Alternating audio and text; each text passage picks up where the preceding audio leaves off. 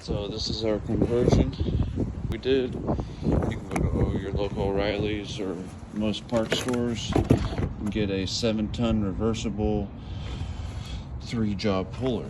You can rent it or you can buy it. In our case, we buy these because we break them a lot.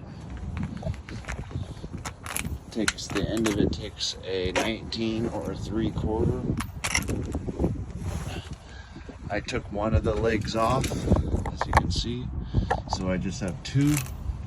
Run this in a little bit, and it'll start to pull that right off the shaft of that. As you can see, it's pulling it off right now.